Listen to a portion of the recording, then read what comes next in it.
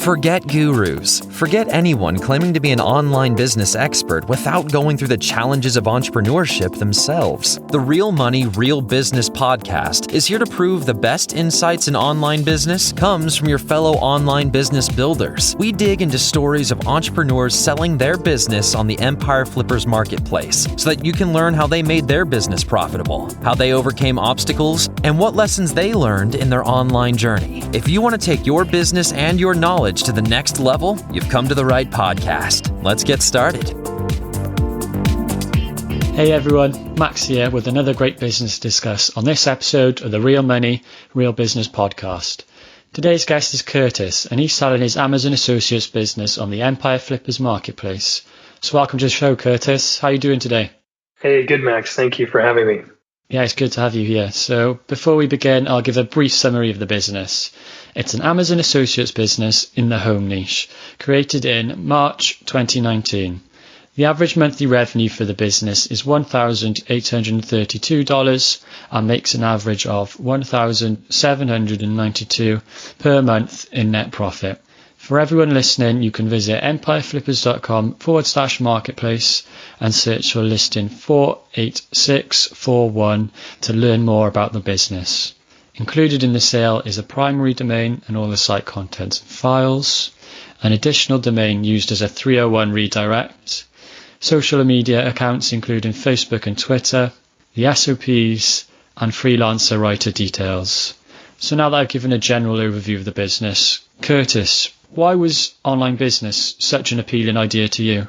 Well, I got into it about 8 years ago when I moved with my wife to a new city. And we were having a kid, and I just thought, I'm not going to work for someone else again. And that was a bit of a ridiculous thing to say with a kid on the way. But I ended up stumbling across making websites and getting paid with Amazon and AdSense.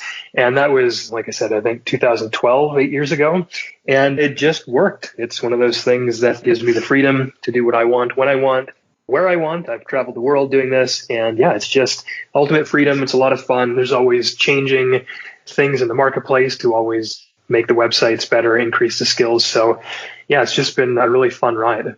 Yeah, I think that freedom is a reason why a lot of people get into it, and definitely something I identify with, definitely. So focusing a bit more onto this business that you're selling today, how did you come up with the idea to start it? So I start a number of sites every year. This was one of my 2019 starts. And I liked this one because the niche was a growing one.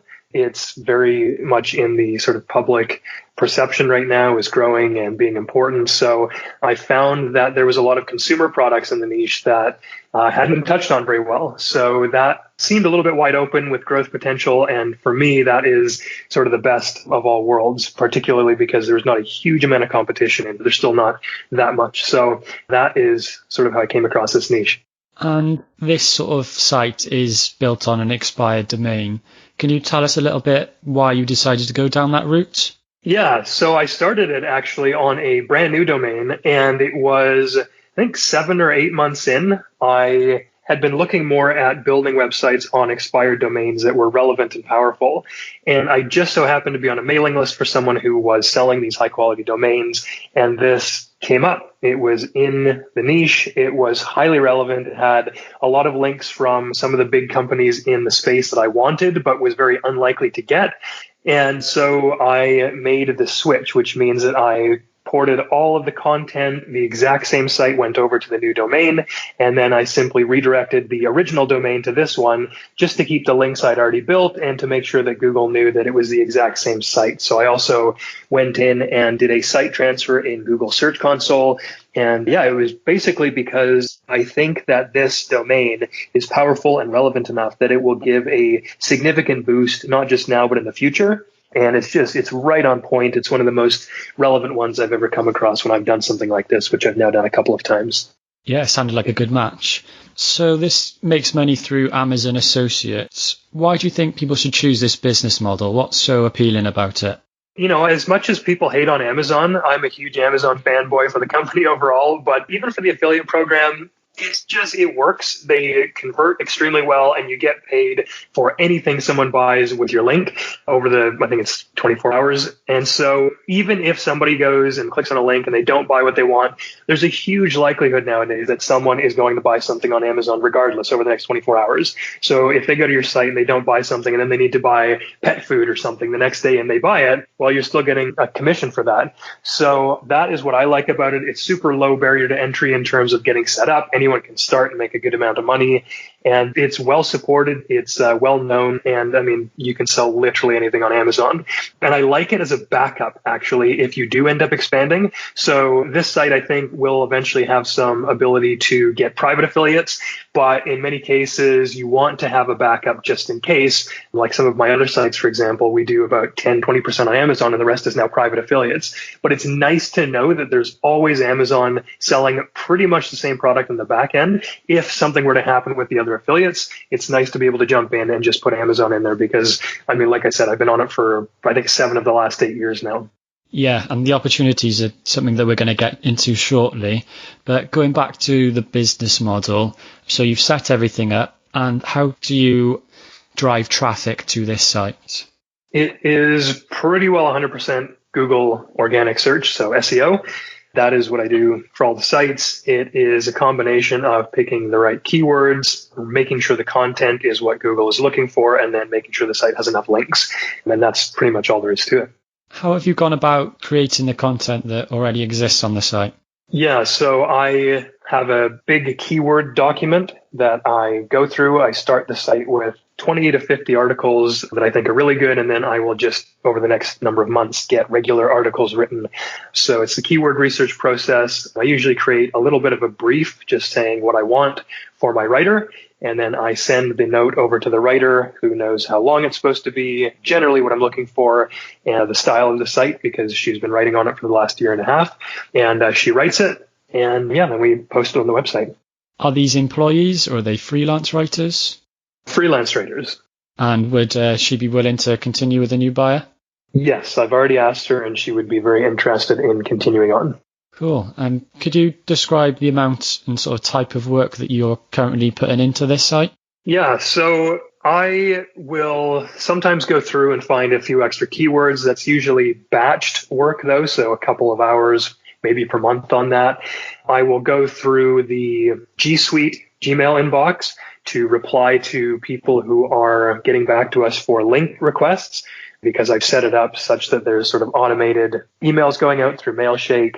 And so that takes maybe a couple hours a week just to respond. If somebody wants to add our link, we got to talk to them a little bit to make sure that we're getting that live. And recently I have started on what I do for all my sites, which is just a yearly audit of the current website and the content. And so, I mean, that could take, could take a couple hours a week. You could do it all in 1 week and spend 10 hours and then not have to do it again for a year. So, I mean, yeah, I basically just make sure there's always content going up, from even 2 to 10 articles a month, making sure there's always a couple links coming in every month, and then just making sure that, again, the affiliate links are good and the content is continually being kept up to date to be the best that is offered to Google. So there's not a whole lot. I mean, I run, I think, 4 sites like this and don't really work a full-time job, so to speak. So yeah, there's not a lot of time or effort that has to go into it. It's pretty standard operating procedures that I'm happy to share. You've mentioned link building a few times there. Could you talk us through your process? Yeah, so the majority of the links are guest post, which I send out myself for the most part. Some of them are what we call skyscraper links, where you've created an excellent piece of content and you ask other people in the niche who have talked about that type of content to link to yours because it's a great piece. I had hired someone, I think early on, the first couple months, to do broken link building. So they found a couple of really relevant pages on the web that had no longer been, I think there were 4 pages, but they had good information. So we recreated some of that information. We gave an update on those websites that were dead. And then we asked all the people linking to those sites to link to our new information posts. And that was really successful. So yeah, right now, every once in a while, I'll see something come up. I'm part of a number of SEO groups. So I'll see something come up that's relevant to the site, and I'll see if I can get a link that way, either through reciprocal trade with one of my other websites, or a lot of the time editors will just let you pay for access. but I typically make sure that those are high quality, getting a lot of search traffic and not just a guest post farm or something like that. I'm very picky on my white hat link building. So yeah, it's basically built in my day to day and it's just sort of running in the background all the time. Yeah, and I saw in the listing description that you've mentioned about the keyword research, your sort of link building spreadsheet, and this site audit that you've done. Is that something you're happy to share with a buyer, maybe even sort of go over it a bit?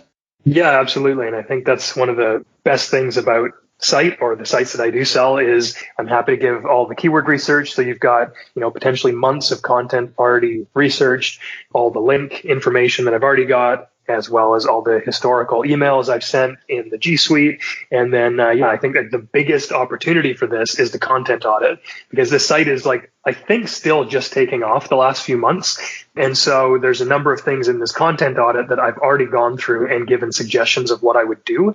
And so someone just needs to go in there and actually do the work. So I think that's a huge value. I've actually consulted with people who paid me over a couple $1,000s just for this audit. So yeah, I think I would be perfectly willing to not only share, but go over this and how I would do things with a new buyer. Yeah, I think that's a really great asset. And like you said, the site seems to be growing quite nicely. So that brings me to ask, why are you deciding to sell the business instead of keeping it yourself? Yeah, so my plan for these is always to build them, grow them, and then sell them. And then I usually put the money into new sites. It's just my business model. For this one in particular, there's an interesting opportunity that's come up. And I'm just so happen to be selling my sites at the same time when this opportunity came up. So I will be using the proceeds of this and another website sale to get into a new business. So that is why I'm looking for the capital. To move on to the opportunities for this current site, if you were to keep it, what are some ways that you might try to grow it? I would keep doing what I've been doing, which is regular content additions to the website, more links, and then probably most importantly right now, the content audit. So I'd go in and I'd make sure that the articles on the site that are not batting 1,000, basically what I mean by that is there's a lot more opportunity for a site like mine. So let's say my domain rating, if you will, is better than some of the sites ranking above me. Well, clearly there's something on the site, on the page itself that I can tweak. And, there's a high opportunity that some of these can easily rank higher just with a few tweaks. So I would go through that and fix everything that I think needed to be fixed. And yeah, it seems almost too simple when I do these calls, when I think about, the opportunities, but I would just keep doing what I do. And that's what I've always done. And that's always got me to where I am with these sites. So content, links, and then just regular audits. Yeah, sounds good to me. What do you think are the biggest risks associated with a site like this that a buyer should be aware of? Yeah, I think that the risk is the same for any site like this. I don't think it's specific to this particular site, but obviously Google changes the algorithm regularly these days. So there's a chance that the algorithm negatively impacts the website. That usually doesn't happen to me. I'm thankful because I try to keep things very white hat and above board. But obviously Google doesn't tell you what they change, so that's always a chance. Amazon has even recently cut affiliate rates. I am hopeful that because they just did it, that will not be something they do again. And in fact, they have increased the rates in October for tiered sales. So the more you sell of some things, the greater you get paid. So that's only going to be in October, but at least it points to the fact that they're willing to put a little bit of extra work in the affiliate program. And I think that's really it. I think it's a good niche. I think it's a growing niche, and it basically comes down to the existential questions of Google and Amazon, like any site like this. If a buyer was to come in for this business, would you be willing to commit to a non-compete? Yes. And how much support are you offering buyers? Is that Skype calls and email? Yes. I can't remember the exact number we put on it. It's, I believe, in the listing, but definitely at least a couple of Skype calls and, a month plus of email. Basically, my job would be to make sure that if you have questions about it in the first month, I'm there for you. It makes sense for both of us to hit the ground running. So yeah, I've got the time and the ability to be there to make sure that you're comfortable with how things work. Cool. Well, sounds good. And something we like to do sort of towards the end of this podcast is maybe just help some people out that are just getting started in their online business journey. So what advice would you give to our listeners that you wish you knew when you first started out? I think that sticking with one thing And figuring that one thing out is going to give you the best bang for the buck. I have tried probably every single type of online marketing I can think of, and I always keep coming back to these websites. That being SEO driven, content heavy, Amazon or other affiliate based websites. So find someone who you can trust. There are a few out there that I follow and have been for years, and see what they're doing and just basically copy what's working for other people. There's a lot of kind people out there willing to share, particularly if it's so-called white hat stuff that's more above board, that I think if you pick one or two people to follow and just grind until you have got a little bit of experience in whatever it is, whether it's sites or FBA or something like that, you're going to see a lot more success than jumping around. So yeah, I wish that I had, not gone through shiny object syndrome for the first few years of my journey. But yeah, like I said, I love this model, particularly the SEO and affiliate. It's super friendly and fun to get into. So yeah, just stick with one thing, find some mentors if possible, and don't quit before you get to where you need to be. Yeah, nice advice. Yeah, something we hear a lot, and there are definitely some really great communities out there. So definitely check those out. Was there any software or tools that really helped you at the start of running this business? I'm not super heavy into software and tools. I have tried ClearScope, which I think a lot of people have probably heard of, Surfer SEO. It's kind of like that, uses NLP and AI to give you, some instances where you could improve your on-page score. So I did that for the first probably 20 to 30 articles on here. And, I think it's probably helpful. But yeah, it's sometimes a part of my arsenal. But honestly, otherwise, most of the business is just run using Ahrefs. I think that's a non-negotiable if you're going to be in this. And there's just so much value you can get for both content and links that's probably 90% of what I use. Yeah, there's Ahrefs is something that we hear a lot. So yeah, that's definitely a valuable one to go for. And then the last few questions from me. Putting yourself in the shoes of a buyer, why do you think that this is a business worth buying? I think it's set up by someone who knows what they're doing. I've been in this for 8 years. I've sold, I think, like 7 or 8 sites in your guys' marketplace and then a couple outside as well. And this is what I've been doing full time for those 7 or 8 years. So yeah, it's just a very solid foundation. And I will say I mostly know what I'm doing now. So you get that. You get my support, which, like I said, includes audit support and keywords and all that kind of stuff. And it's just a really solid domain that I think is just coming into its own. So I don't think this is anywhere close to the peak. And honestly, I think there's a lot of growth left in this business, not only with new keywords, but current keywords and current content that can rank higher and deliver more value and more results. So yeah, I think it's just awesome part of the growth trajectory right now and well set up, if I do say so myself. And yeah, I think it's a quality site. And lastly, is there anything else that you'd like to share that I might have missed? You know what? I think we covered it all. Like I said, it's a very simple yet robust site. The domain's really strong. It's got some great SOPs behind it. There's a lot of room for growth, and it's very little in terms of moving parts. So it would work for anybody, no matter if you want to dive full in or if you've just got a couple hours a week to spend on it. Well, thank you very much for joining me today. Yeah, thanks, Max. I appreciate you taking the time. Okay, everyone, thank you for listening. To learn more and see if this listing has already been sold, head over to empireflippers.com/marketplace and search the listing 48641. If you're watching this on YouTube, click the link in the description to go straight to the listing. Once you've unlocked this listing, you'll be given everything you need to know about this business, and I'll see you in the next episode.